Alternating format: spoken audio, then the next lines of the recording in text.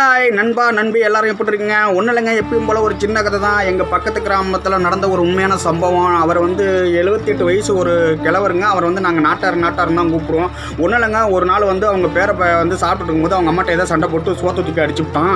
போட்டு இவர் என்ன பண்ணார், அடித்து மூஞ்செல்லாம் போட்டு தேய்ச்சி அது எதுன்னு பண்ணி கையெல்லாம் ஒடிச்சு விட்டார். இந்த விரலே இந்த இடத்துல அப்படியே ஒடிஞ்சு போச்சாங்க. உடனே பக்கத்தில் இருக்கிறவங்கன்னா யோ நீ என்ன வயசானவனுக்கு அறிவே இல்லையா, என்ன இப்படி பேரனை கூட பார்க்காம போட்டு அடித்து கை வரலாம் இப்படி போட்டு ஒடிச்சு விட்டே, என்ன பைத்தியார வேலை இருக்கேன்னு அவங்க கேட்க போய் அதுக்கு என்ன சொல்கிறாங்க, நண்பர்களே ஏன்டா கேவல நாயோலா, நீங்களாடா அந்த அரிசியை பற்றி கேவலங்கிறீங்க, கேவல பயலாம். உங்களால் ஒரு நெல்லுமணியை உருவாக்க முடியுமா, இல்லை ஒரு மகனை அரிசியை தான் கொண்டு வர முடியுமா, இனி வரும் காலத்தில் உங்களால் விவசாயம் பண்ண முடியுமா, இல்லை அதுக்கான நிலம் தான் இருக்காரா, என்னடா கேவலங்கிறீங்களா? ஒரு வீட்டுக்கு ஒரு கைப்பிடி சோறு போனுச்சுன்னா அப்போ எவ்வளோ கூட நட்டமாகும்? உங்கள் காலத்தில் இன்னும் நீங்கள் சோறு தண்ணியை பார்க்க முடியுமா? களி தாண்டா திங்க, களி கூட கிடைக்காத கேவல பயலான்னு சொல்லி அவர் மனதன் அப்படியே அவர் பேசும்போதே கண்ணீர் வந்துருங்க. என் பேரன் இல்லை எவனாக இருந்தாலும் என் கண்ணு முன்னாடி இந்த உடம்புல